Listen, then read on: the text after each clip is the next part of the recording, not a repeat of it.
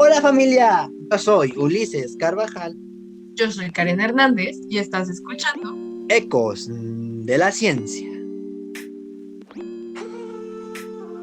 Los fósiles de dinosaurio y de animales extintos básicamente, pero como estamos hablando de dinosaurios, se descubrieron desde hace muchísimo tiempo, incluso egipcios descubrían fósiles así.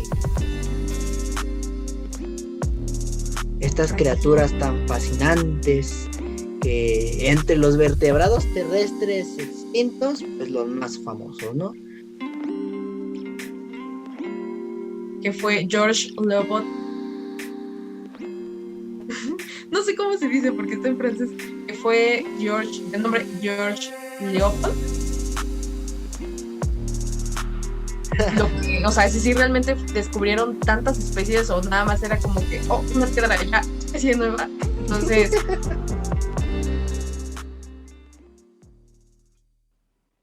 hola Ulises, ¿cómo estás? Bien feliz. ¿Y tú? Me imagino que sí. También. ¿De qué vamos a hablar hoy? Ay, pues el tan esperado momento llegó de hablar de tu mero mole, lo que te truje. Porque pues bueno, para los que nos siguen de tiempo o los que nos conocen un poco más, sabrán que entre nosotros hay un paleontólogo closetero, alguien completamente enamorado por los dinosaurios, los fósiles y la vida del pasado. Digo, no por nada hicimos Paleoagosto Pues y por fin closetero ha ni llegado tanto, el ¿eh? tan esperado. Eso sí, Lo reconozco, amo la paleontología. ¿Quién sabe si al final bueno, voy a pues ya lo digo, especializar y convertirme en un lo experto? averiguaremos. Porque ninguno de aquí lo es, ¿verdad? Por si nos equivocamos en algún dato, pues bueno. Sí, la verdad. Pero sí, vamos a hablar de dinosaurios. Estas Así es. criaturas tan fascinantes que entre los vertebrados terrestres extintos, pues los más famosos, ¿no? No tanto en la ciencia, sino también en la sociedad. Un grupo que tiene mucho interés, despertando curiosidades, incluso la historia misma de ellos, leyendas, mitos, y claro, mitos y verdades. También ha traído a la sociedad muchas cosas, ¿no? A la cultura popular. Libros, cuentos, las películas de Jurassic Park, donde no sé ustedes, pero yo fue donde ya me enamoré completamente de los dinosaurios. Ahí en ese momento dije, ay, me encantan los dinosaurios. ¿Y a ti, Pues Karen? creo que todos los niños, ¿no? O sea, como que todos tienen esa transición. O sea, yo también lo vi en mi hermano, porque él también era así como que, no, es que me encanta Jurassic Park y decía, quiero ser paleontólogo y ver dinosaurios. O sea, creo que todos los niños en algún momento dicen, quiero ver dinosaurios. Que digo, no por nada, estos son los animales más famosos que han existido en la historia. Creo que todos, o sea, si todos, absolutamente todos conocen un animal, serían los dinosaurios. La verdad es que sí. Pues bueno, ya creo que ya lo aclaró Karen, ¿no? Que a mí me encantan los dinosaurios. Soy fan de los dinosaurios. Por Pero si qué, había alguna duda. ¿qué nos tienes que decir tú, Karen, sobre los dinosaurios en tu vida? ¿Te causan interés? ¿Te gustaron de pequeña también? Pues la verdad, yo también me considero, la verdad, no una fan tan intensa, así como, sí, quiero estudiar paleontología y todo sobre dinosaurios, pero creo que entro como dentro del rango normal de la sociedad que dice, me gustan los dinosaurios y son criaturas muy, muy, muy, muy interesantes, la verdad. Pues mira, ¿qué te parece si empezamos dando una definición como más estricta, ¿no? Más de la literatura. Y después de que la Ujú. diga, nos explicas tú más que nada una forma eh, más bonita para que lo entiendan, ¿no? ¿Te parece? Ok. Los dinosaurios son un grupo de saurópsidos. ¿Y qué son los saurópsidos? Son un clado, podemos decirlo también un grupo, de vertebrados amniotas, que tienen un parentesco mayor a los reptiles. También se les conoce o se les conocía como reptilia anteriormente, ¿no? Porque ahorita ya como el término reptil nada más queda pues, en la cultura popular o en la sociedad, porque en la ciencia ya no se usa tanto. Bueno, estos mismos aparecieron en el periodo Triásico. Ahorita Karen nos cuenta un poco de qué tiempo y cuántos millones de años estamos hablando, ¿no? Dominaron el Mesozoico, que fue una era súper extensa, a la cual a la cual un meteorito le puso fin. Con este fin, también a los dinosaurios. Dinosauria es un superorden y básicamente se pueden dividir en dos, ornitisquios y saurisquios. Pero bueno, esta fue como la descripción de literatura. Medio mareadora.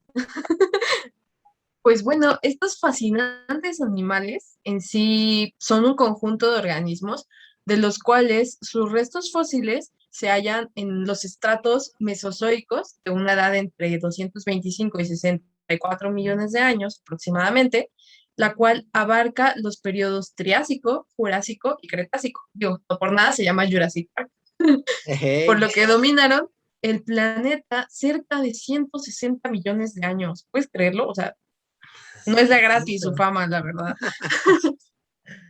Y bueno, uno podría preguntarse, ¿por qué se llaman dinosaurios? O bueno, al menos yo me lo pregunté pequeña. El término dinosaurios fue atribuido en 1842, o bueno, fue creado en 1842 por el especialista británico en anatomía comparada, Richard Owen, el cual deriva del griego einos, que significa terrible, y sauria, que significa lagarto o reptil, de ahí que el significado sea lagarto terrible. Eso abre pie a una pregunta que creo que muchos podríamos hacernos, que es, ¿cómo fue que fueron descubiertos? Ajá. O sea, porque no es así como que vayas caminando por la calle y, oh, mira, un dinosaurio. O sea, no, específicamente cómo fue que lo descubrieron, ¿no? Así de quién dijo, ah, no inventes, esto es un dinosaurio, o cómo fue que nos platiques de eso, pues. ¿Va? Va. Ok. Pues bueno, los fósiles de dinosaurio y de animales extintos básicamente, pero pues estamos hablando de dinosaurios, se descubrieron desde hace muchísimo tiempo, incluso egipcios descubrían fósiles así, los mismos griegos, pero les digo, ¿no? También reptiles ajenos a los dinosaurios o incluso mamíferos.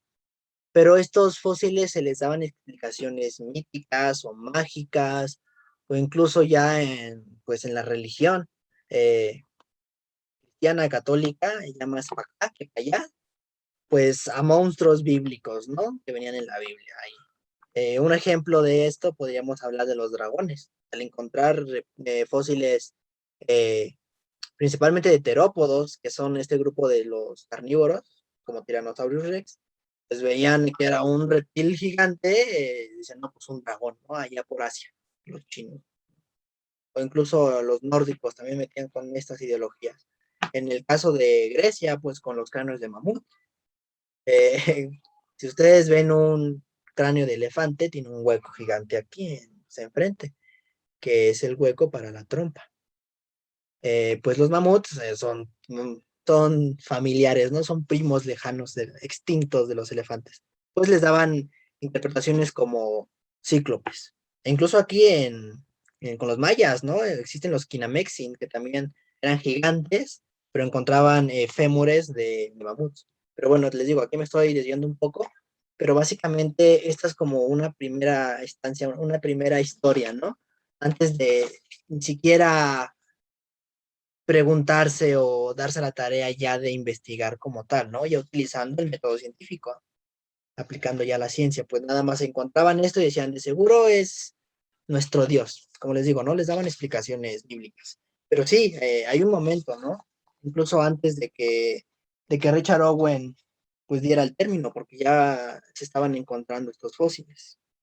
Ya cuando se les empieza a estudiar, de hecho, fue un médico, ¿no? Un médico naturalista el que los empezó a estudiar. Y así es que, por cierto, estaría muy interesante debatir un poco acerca de eso. Eh, pues bien, efectivamente es un médico naturalista, también geólogo, el cual era muy, muy, muy, muy afín a los fósiles, que le gustaba coleccionarlos. Su nombre era Gideon Algernon Mantle, de nacionalidad inglesa. Él para no hacer el cuento largo, Durante una visita que realiza a una de sus pacientes, recordando que era médico, su esposa Marianne Mantel encontró un diente incrustado en una roca. Entonces, con base a ello, ellos dos se dieron a la tarea de estudiarlo, notando que era de un herbívoro por la estructura que tenía, pero para lograr tener una mejor apreciación de este, lo enviaron a Francia para que lo estudiara un naturalista, el cual era un promotor de la anatomía comparada e impulsor de la paleontología también, que fue Georges Leopold, el cual les indicó que era de un rinoceronte extinto, supuestamente. Sin embargo, esto como que no les cuadró, o sea, como que no se quedaron satisfechos con esta explicación que les dieron, así que continuaron estudiándolo y al comparar esos dientes fósiles con algunos ejemplares de iguanas americanas, no sé cómo les surgió la idea, pero lo hicieron, se dieron cuenta del parecido, por lo que le llamaron fósil iguanodon, que significa diente de iguana.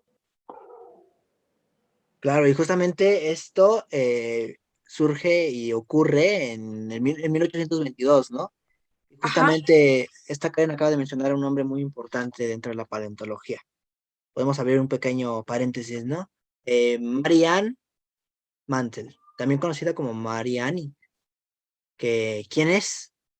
Hacía grandes rasgos, porque ahí que espérenlo en Instagram, les vamos a explicar en una infografía quién era Marianne. Pero vamos a explicarlo aquí rápido. pues sí, efectivamente.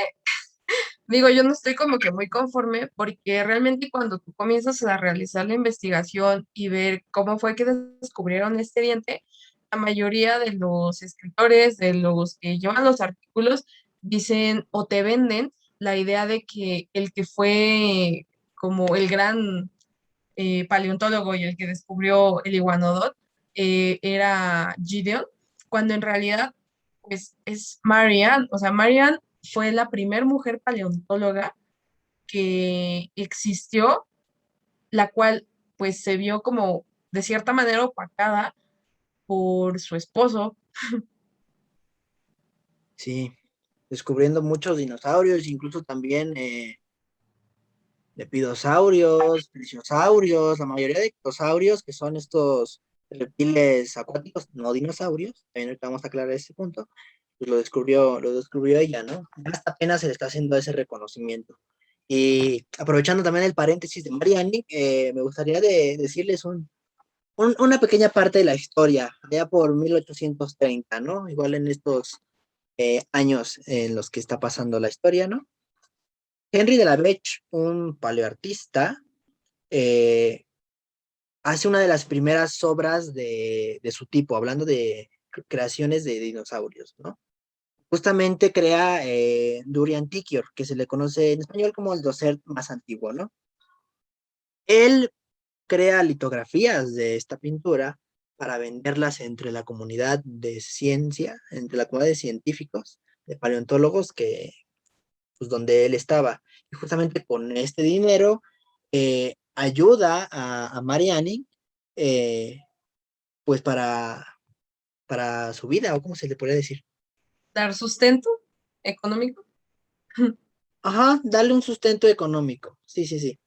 Eso sería lo mejor, ¿no? Recaudando todo este dinero para dárselo a ella. Pero pues bueno, regresando, ¿no? Iguanodon se describe y se descubre en este año. Pero van a decir, entonces es el primer dinosaurio. Pues no, el primer dinosaurio se llama megalosaurio. Es un terópodo, como un primo lejano, ¿no? Del T-Rex, podríamos decirlo de esa forma. El megalosaurio fue descubierto y descrito formalmente en 1677. Recordemos que Richard Owen va sí, a dar el término de dinosaurio en 1842. Entonces estamos muy, muy, muy, muy atrás todavía. Justamente fue de la parte de un hueso de una cantera de roca caliza, ¿no? En Inglaterra. Ahí se descubre este primer dinosaurio. Ya después pasamos con Iguanodon. Y así empezamos a descubrir, empiezan a descubrir muchos más fósiles, tanto de otros animales como de dinosaurios.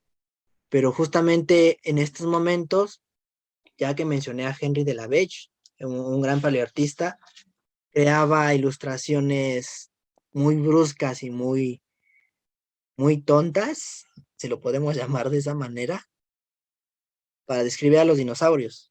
Pues se les pensaba como bestias gigantes y con un destino a extinguirse, ¿no? Por el meteorito. No se les Torpes. había, no se les había estudiado más a fondo.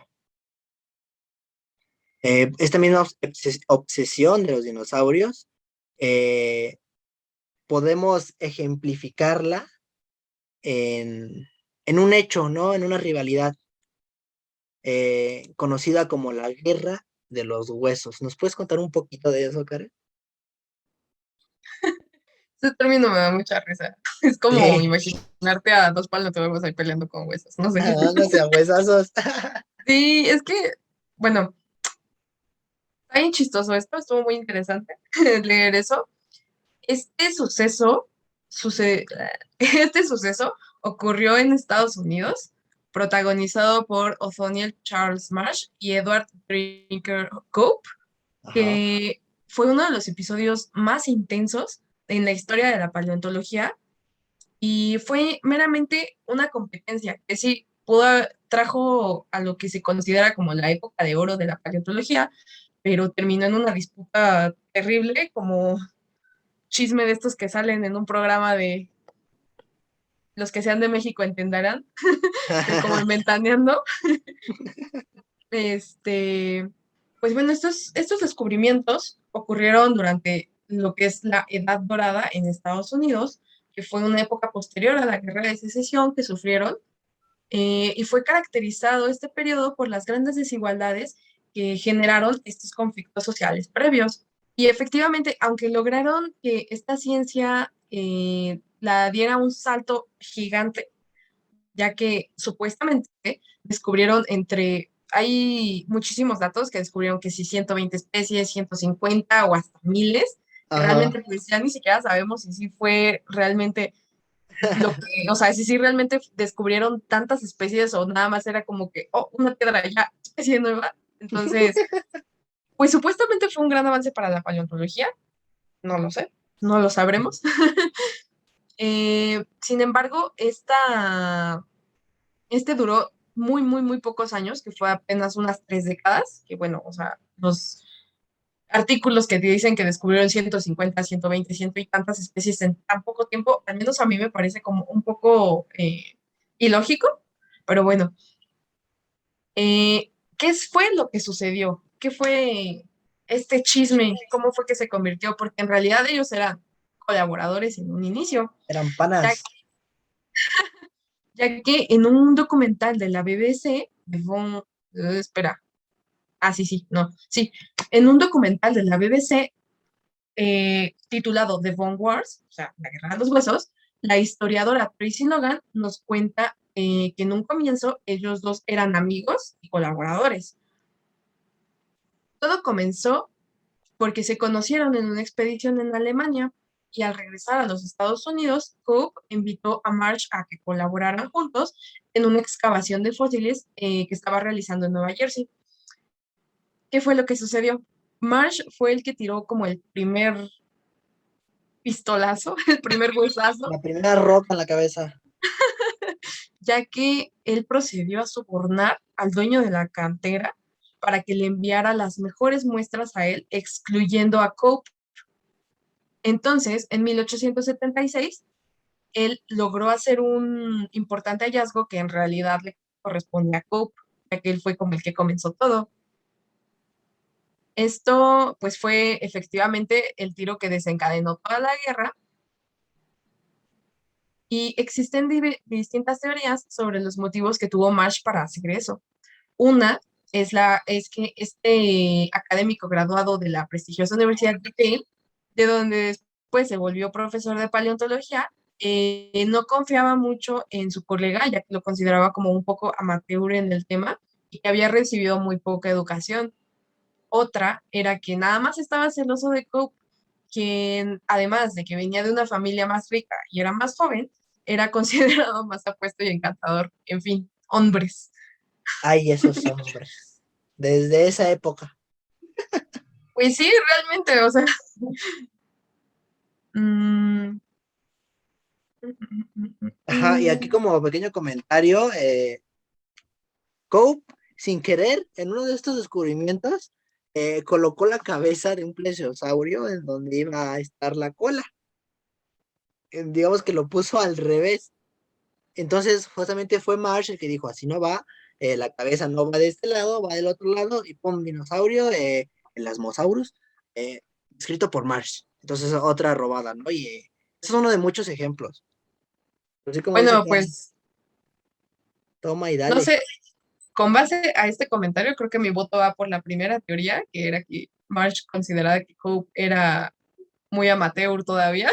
Digo, yo no soy paleontóloga, ¿verdad? Pero O las supongo dos que, cosas, ¿no? o sea, Porque yo pues, supongo que deben de saber o deben de tener como ese chip de decir, ah, no, pues esto va hacia acá y esto va hacia acá. Digo, yo supongo, nunca he armado un dinosaurio. claro, quizá Ucop no tenía conocimiento de anatomía comparada, ¿no? Sí, claro. No sabía qué vértebras eran las de. Bueno, también hay que añadir que estamos hablando de 1870, entonces no Pues se sí, tenía tanto conocimiento. Pero sí, y justamente Marsh se descubrió muchos, muchos dinosaurios. Vamos a dar una lista pequeña, a ver, ¿cuáles son unos de esos? pues sí. Para no hacer como el cuento tan largo y saber si sí eran o no eran, los que sabemos que sí eran, fue por parte de Marsh el Brontosaurus, es decir, el Apatosaurus, el Diplodocus, el Stegosaurus y el Triceratops, y por parte de Cope, el Camarasaurus, el Coelophysis y el Monoclonius, entre otros. Bueno, y estos fueron los dinosaurios, pero como ya les comenté, descubrimientos no dinosauricos, si lo podemos llamar de esa manera, pues el mismo de las mosaurus, ¿no? También Ictiornis, Hesperornis y el famoso Dimetrodon, este reptil mamiferoide, entre comillas, que tiene una vela en la espalda. Bueno, como ya lo comentó Karen, duró más de 30 años, finalizando en 1899, ¿no? Cuando Cobb muere, tras haber gastado toda su fortuna en la búsqueda, pues ya lo mencionó Karen, venía de familia de ricos, riquillos, pues al final Mars se puede considerar que ganó la competición y también principalmente porque estaba mejor financiado y tenía una mejor relación con el Servicio Geológico de los Estados Unidos.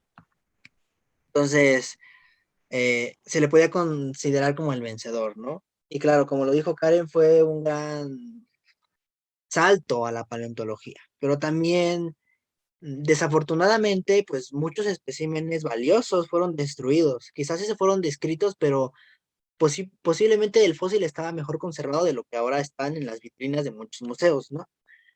Pues las extracciones, al ya querer sacar el fósil y ganarle al otro, lo hacían con dinamita. Entonces, prácticamente a desenterrar los huesos de esa forma, pues los explotaban, ¿no? Con esos métodos burdos, toscos. La verdad es que eso fue la parte mala. La parte buena fue el descubrimiento de todos estos dinosaurios y otros organismos no dinosaurios. Y pues desde ahí, desde ese año, empezó la búsqueda de dinosaurios a todos los continentes, incluyendo la Antártida, porque recordemos que en ese momento la Antártida todavía no estaba tan al sur, como ahorita ya lo está, ¿no? Incluso cubierta de hielo. Y bueno, vamos a hablar un poco ahora ya del renacimiento de los dinosaurios. ¿Habías escuchado ese término de renacimiento de los dinosaurios? Pues no, digo, pues si se extinguieron, siguen extintos. ¿Cuándo renacieron? Pues vean, en 1969 o ya 1970, el aumento de descubrimientos llegó, ¿no? Empezaron a descubrir más y más y más. Pero justamente hay un hecho que es como el detonador de todo. Pues John Armstrong, justamente que es un paleontólogo estadounidense, eh, descubre a Deinonychus.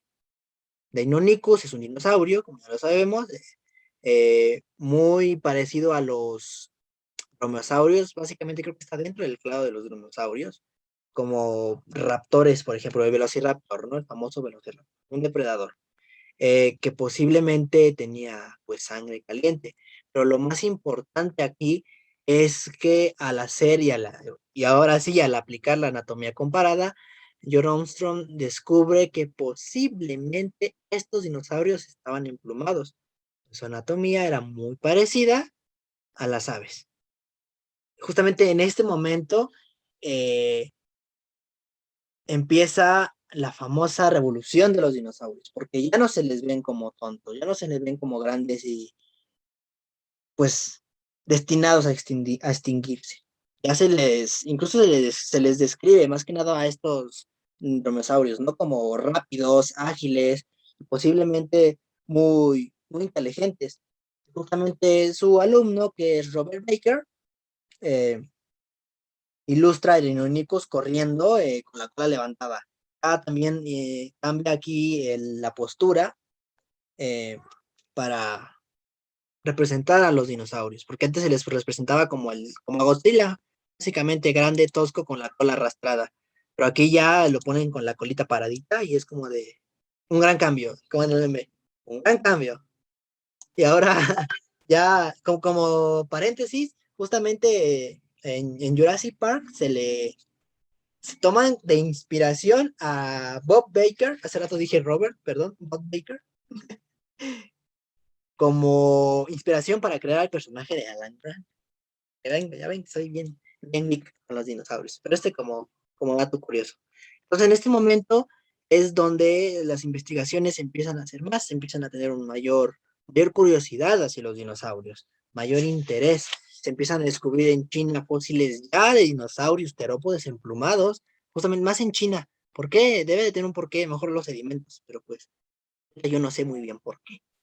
Pero justamente se le empieza a hacer más caso a los dinosaurios. Empiezan a ver que son iguales o incluso más de diversos que, que los mamíferos. Porque ahorita vemos que los mamíferos no son muy diversos, ¿no? Incluso los animales que están actualmente. Y pues estamos muy cerca de 1993, donde se estrena la película de Parque Jurásico, justamente inspirada en la obra de Mitchell Crichton, que salió en 1990. Y otro boom, como les dije al inicio, ¿no? Yo nací en el 2001, entonces yo ya nada más estuve para Jurassic Park, esperar a la Jurassic World que ahorita estamos viendo. Pero esto también es muy importante, pues se les empieza a dar pues sí, o sea, con la paleoilustración, ¿no? Empiezan a ser mejores, a ya no ser estos dinosaurios tan tontos. Hay algo también que es muy importante aclarar. Anteriormente ya mencioné que los reptiles marinos no son dinosaurios. No existen dinosaurios aéreos tampoco.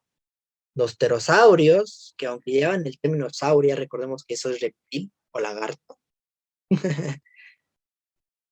no son dinosaurios. ¿Por qué?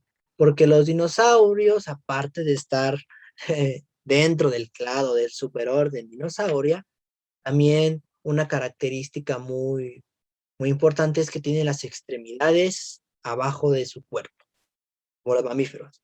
Otras tienen a los lados como sus parientes, los reptiles, ¿no? Por reptiles que reptan. Pues los reptiles tienen las extremidades al lado. Los dinosaurios todas las tienen abajo. Entonces, si de repente se encuentran con algún fósil donde justamente la unión del fémur o la clavícula hace que la extremidad quede a un lado, no sería un dinosaurio, quizá un pariente como los arcosaurios, que es de donde provienen estos dinosaurios, ¿no? Pero sí, siento que sí es importante aclarar, porque pues desde niños, como mencionábamos al inicio, muchos decimos, no, ay, a mí me gusta este dinosaurio marino, el mosasaurio, pero pues no es un dinosaurio. Que se lo lleven a casa, eh, esos animales no son dinosaurios. Podemos pasar a qué onda con México, ¿no? Ya estuvimos hablando de los dinosaurios, pero mucho paleontólogo inglés, paleontólogo por allá, paleontólogo francés, alemán. México, ¿dónde puedes encontrar dinosaurios? Principalmente en el norte. ¿Por qué? Porque en esos momentos, en la parte central, que es justamente la Ciudad de México, Puebla, Veracruz, incluso un poco del sur, estaba ya sea bajo el mar o eran simples playas. Entonces lo que se encuentran son huellas, más que nada. Hablando de dinosaurios, porque mamíferos ya sí se puede encontrar, no hablamos de los mamuts en la línea del metro aquí en la CDMX, pero dinosaurios los En encuentras. Talismán, ¿no? Ajá. Tenemos que ir a ver ese mamut. Sí, dinosaurios los encuentras allá en el norte. El primer registro de fósiles de dinosaurios también traía un paleontólogo alemán, temo decirte, de nombre Eric Harman. Pero en México, Eh, ¿no? sí, en México, sí. El primer registro de fósiles de dinosaurios en México fue gracias a un equipo de paleontólogos encabezados por un geólogo alemán de nombre Ajá. Eric Harman, cuyo material fue publicado en 1926 por Werner Geinsech, un célebre paleontólogo de la Universidad de Berlín, quien le asignó el género Centrosaurus, y actualmente algunos de sus investigadores sugieren que podría tratarse de un dinosaurio pico de pato. ¿Las aves son dinosaurios o descienden de ellos? Pues las dos. La posibilidad de que los dinosaurios fueran los antepasados de las aves eh, fue sugerida incluso un poco más antes de que se descubriera a Deinonychus, ¿no? Pero solamente así fue lanzada en 1868 por Henry Huxley. Pero también en esos momentos, en ese tiempo, también se sugería, dije dos veces también, que eran los antepasados de las aves, eran tecodontos, una especie de arcosaurios un poco parecido a los dinosaurios, a los cocodrilos. Eh, Porque también poseen una clavícula como las aves, ¿no? La cosa es que a los dinosaurios no se les había descubierto esta especie de clavícula. No recuerdo cuál es el nombre técnico, pero también tienen una especie de huesillo aquí, que tienen principalmente los eh, terópodos. Porque ahora sí, ya contestando a tu pregunta, las aves, tanto como descienden del clado de los terópodos, de los dromeosaurios, ¿no? Donde encontramos a Deinonychus, que ya lo mencioné, al Velociraptor.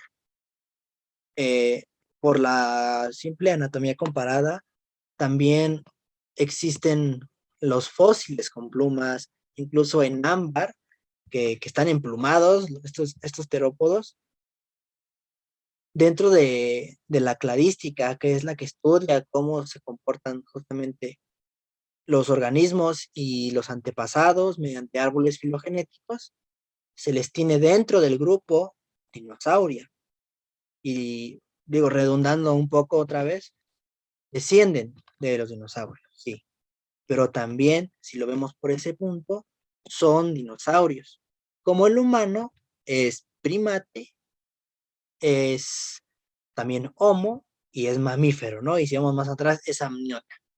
Entonces, las aves sí son dinosaurios.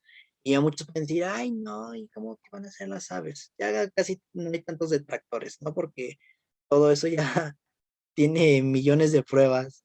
Bueno, millones quizás exagero, pero sí tiene muchas pruebas. Ya les dije, ¿no? Los fósiles principalmente que ya tienen con plumas.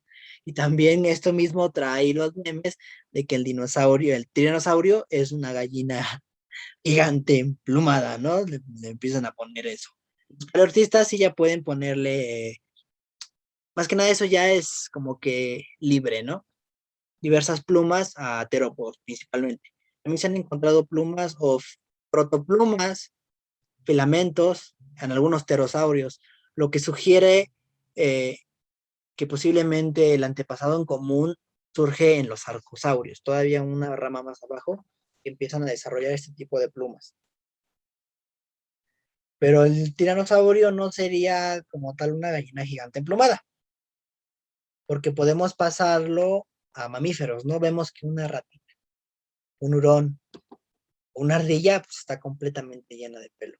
Pero si vamos a mamíferos más grandes, como elefantes, hipopótamos, incluso rinocerontes, no están cubiertos de pelo.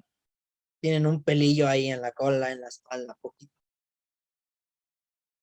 Lo que nos da a entender que posiblemente Tyrannosaurus rex o algunos tiranosaurideos pudieron tener un pequeño pelillo en la cabeza, un penachito en la cola, pero muy reducido o porque era un organismo, era un dinosaurio muy grande, que estaba completamente lleno de pelo, pues no, como que no queda, ¿no? Utilizándolo de la anatomía comparada.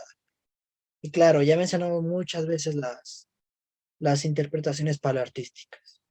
También debemos de recordar que como los vemos actualmente en libros, películas, documentales, posiblemente no eran así. Les digo posiblemente, porque el paleoarte necesita, aparte de algún asesoramiento científico, utilizar la anatomía comparada. Y utilizando esta misma, se sugieren diferentes coloraciones, ¿no? Básicamente eso es como que lo que podemos decir que no es al 100% como era el dinosaurio, porque en el color no se tiene piel, o bueno, de hecho sí hay fósiles de piel, pero las proteínas, los pigmentos, al estar millones de años ahí y al fosilizarse desde hace mucho tiempo, se llegan a perder. Pero también como dato curioso, ya, de hecho lo subimos a la página en Instagram y en Face, como en infografía, un nodosaurio que es pariente de anquilosaurios. Un fósil muy, muy, muy bien preservado. Al hacerle los estudios se descubrió pequeños pigmentos, trazas así casi rotas, destrozadas, que le daban al animal alguna pigmentación café rojiza. Justamente estos descubrimientos hacen que la paleontología todavía eh, se diversifique, crezca más, ¿no? Ya teniendo ahorita paleontología molecular, por ejemplo, que antes ni siquiera se pensaba eso. Pues un fósil no es una simple roca en forma de hueso. Un fósil es este proceso químico, ¿no? Donde los minerales van a cambiar de lugar con los tejidos orgánicos. Entonces, si tú cortas una laminilla de un fósil y lo pones bajo el microscopio, eh, si en este caso el fósil, no sé, era de un hueso, tú vas a poder ver los espacios que llenaban los osteocitos del dinosaurio que tenía vida en ese momento. Y pues es algo muy, muy bonito, ¿no? Como lo mencionaba Andrea en el episodio anterior, una ventana al pasado.